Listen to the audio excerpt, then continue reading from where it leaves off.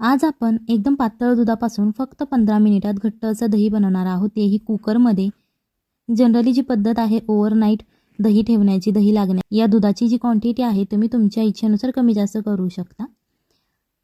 हा मी मोठा कप घेतलेला आहे। यामध्ये आपले जे चहाचे कप असतात ते 2 कप यामध्ये बसतात। सो अशा प्रकारे जर तुम्ही त्या कपाने मापायला गेला तर तुम्हाला 2 कप दूध घ्यायचं आहे।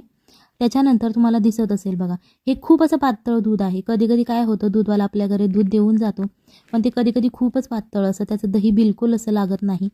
सो याच पातळ दुधापासून फक्त 15 मिनिटात दही कसं लावायचं हे आज आपण बघत आहोत।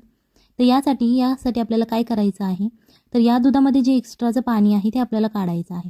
सो सगळ्यात पहिल्यांदा हे दूध आपल्याला उकळवून द्यायचं आहे 2 ते 3 मिनिटे। सो आता ही उकळायला सुरुवात झालेली आहे। आता आपण ही बाजूला ठेवत दुसरी रेसिपी करत आहोत, म्हणजे या रेसिपीचा अर्धा पाठ करत आहोत। याच्यासाठी इथे मी 2 मातीचे मडके घेतलेले आहेत। छोटे छोटे आहेत, तुमच्याकडे जर मोठे असतील तर तुम्ही ते मोठे घेऊ शकता। तुम्हाला वाटत असेल की हे संक्रांतीचे मडके आहेत, तर नाही, हे पक्के भाजलेले मडके आहेत। तुमच्याकडे जर संक्रांतीचे असेल ते घेऊ शकता, पण ते कच्चे मडके असतात त्यामुळे त्याला वास येतो। हे मी पक्के मडके, भाजलेले मडके घेतलेले आहेत। अशा प्रकारे याच्यानंतर आपल्याला 2 चमचे दही घ्यायचं आहे। हे दही घेताना तुम्ही पातळ दही घेऊ शकता किंवा घट्ट असं घेतलं तरीही चालेल। त्याच्यानंतर हे आपल्याला फेटून घ्यायचं आहे, जेणेकरून त्याचा एक आपल्याला स्मूथ अशी पेस्ट तयार झाली पाहिजे। त्यामध्ये बिलकुल गाठी नाहीत राहिल्या पाहिजे, अशा प्रकारे तुम्हाला ते फेटून घ्यायचं आहे। तुम्हाला दिसत असेल खूप स्मूथ असं हे दही तयार झालेलं आहे। याच्यानंतर आपण जी 2 मडकी घेतलेली आहे, त्याच्यानंतर इथे आपल्याला एक ब्रश घ्यायचा आहे, जो आपण तेल लावण्यासाठी वापरतो तो हा ब्रश आहे। त्याच्यानंतर हा जो ब्रश आहे लावून झाल्यानंतर तो जो ब्रश आहे तो या मडक्यांच्या आतल्या बाजूला फिरवून घ्यायचा आहे। उद्देश असा आहे की हे जे दही आहे ते सगळं मडक्याच्या आतल्या बाजूला लागलं पाहिजे, जेणेकरून आपलं घट्ट दही लागण्यास मदत होते। जर तुमच्याकडे असं मातीचं मडकं नसेल आणि जर तुमच्याकडे स्टीलचं एखादं भांडं असेल, तुम्ही त्यातसुद्धा हे घट्ट दही लावू शकता 15 मिनिटात। तर तुम्हाला वाटत असेल की जे आपल्याकडे स्टीलचं किंवा जर्मलचं कोणतंही भांडं असेल त्याच्यासुद्धा आतल्या बाजूने असं लावायचं का, तर नाही, कारण हे मातीचं मडकं असल्यामुळे ते पाणी शोषून घेतं। स्टीलच्या भांड्यामध्ये तशी काही प्रोसिजर आपल्याला करायची नाही। अशा प्रकारे आता आपलं हे दही लावून झालेलं आहे, हे आता आपण साईडला ठेवणार आहोत। तुम्हाला दिसत असेल बघा, खूप छान असं आपण दह्याने ते ग्रीस केलेलं आहे। इथे आता 3 ते 4 मिनिटे झालेली आहेत आणि जे या दुधामध्ये एक्स्ट्राचं पाणी होतं ते निघून जायला सुरुवात झालेली आहे। दुधाची क्वांटिटी कमी झालेली तुम्हाला दिसत असेल। ही रेसिपी एकदा नक्की घरी ट्राय करा, आपल्या फॅमिलीला खाऊ घाला आणि मग मला कमेंटमध्ये सांगा कशी झाली होती। अशा प्रकारे आता हे दूध आपलं एकदम आटलेलं आहे, म्हणजे त्यामधलं जे एक्स्ट्राचं पाणी होतं ते निघून गेलेलं आहे। याच्यानंतर आपल्याला हा गॅस बंद करायचा आहे। जेव्हा तुमचं दुधातलं पाणी निघून जातं तेव्हा आपल्याला गॅस बंद करायचा आहे। जर तुमचं दूध याच्यापेक्षा पातळ असेल तर तुम्हाला 5 ते 6 मिनिटाचा वेळ लागू शकतो।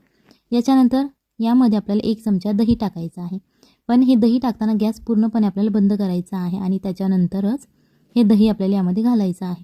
दही घालून झाल्यानंतर हे छान असं मिक्स करून घ्यायचं आहे, जेणेकरून यामध्ये कुठल्याच गाठी राहणार नाही। त्याच्यानंतर हे तसं करायचं आहे आणि त्याच्यानंतर परत 1 चमचा आपल्याला यामध्ये दही घालायचं आहे। जर तुम्ही चॅनलवरती नवीन असाल तर चॅनलला सबस्क्राईब करा, जेणेकरून येणाऱ्या नवनवीन व्हिडिओजचे अपडेट तुम्हाला लगेच मिळतील। याच्यानंतर हे आता आपण छान असं दही यामध्ये मिक्स करून घेतलेलं आहे। जास्त वेळ लागत नाही दही बनवण्यासाठी, फक्त 15 मिनिट आपण बनवू शकतो। कारण अचानक आपल्या घरी पाहुणे येतात किंवा आपण एखाद्या दिवशी दही लावायचं विसरून जातो, तेव्हा आपण काय करायचं। सो अशा प्रकारे तुम्ही 15 मिनिटात लागणारं दही बनवू शकता। याच्यानंतर हा जो मटका आहे त्यामध्ये आपण दही लावून घेतलं होतं, तुम्हाला दिसत असेल बघा, अशा प्रकारे ते जे दह्यामधलं पाणी होतं ते मटक्याने शोषून घेतलेलं आहे। तुमच्याकडे जर एखादा मातीचं कुल्हड असेल तुम्ही त्यातसुद्धा लावू शकता, किंवा एखादं मातीचं भांडं असतं भाजी बनवण्याचं त्यातसुद्धा तुम्ही लावू शकता। तुम्हाला दिसत असेल मी 1 कप सुरुवातीला दूध घेतलं होतं, त्याची क्वांटिटी किती झालेली आहे, कारण त्यामध्ये एवढं सारं पाणी होतं ते आपण आटवून घेतलेलं आहे। सो जे शिल्लक राहिलेलं दूध आहे ते आपल्याला या मटक्यामध्ये ओतून घ्यायचं आहे। अशा प्रकारे हे थोडीशी जागा ठेवून आपल्याला दूध ओतायचं आहे, काटोकाट भरायचा नाही, नाहीतर ते सांडलं जाईल। त्याच्यानंतर एक ॲल्युमिनियम फॉईलचा चौकोनी शेपचा आपल्याला एक पीस घ्यायचा आहे आणि त्याच्यानंतर हे जे मडक्याचं तोंड आहे ते अशा प्रकारे आपल्याला या पेपरने बंद करायचं आहे, जेणेकरून ही जी ॲल्युमिनियम फॉईल आहे आतली गरमी बाहेर येऊन देत नाही, जेणेकरून आपलं दही लागण्यास मदत होते लगेच। सो अशा प्रकारे ही पेपर फॉईल लावून झालेली आहे। हे साईडला ठेवूया थोडा वेळ। त्याच्यानंतर आपल्याला इथे कुकर घ्यायचा आहे। जर तुमच्याकडे कुकर नसेल तुम्ही पातेल्यामध्ये केलं तरीही चालेल, काहीच प्रॉब्लेम नाही। त्याच्यानंतर यामध्ये 1 ते 2 ग्लास पाणी ओतायचं आहे। हे पाणी आपल्याला सगळ्यात पहिल्यांदा गरम करायचं आहे. याच्यानंतर ही जी प्लेट आहे अशा प्रकारची होल्सवाली ती तुम्ही यामध्ये घालायची आहे, जेणेकरून ती रेसिपी करायला आपल्याला सोपं जाईल.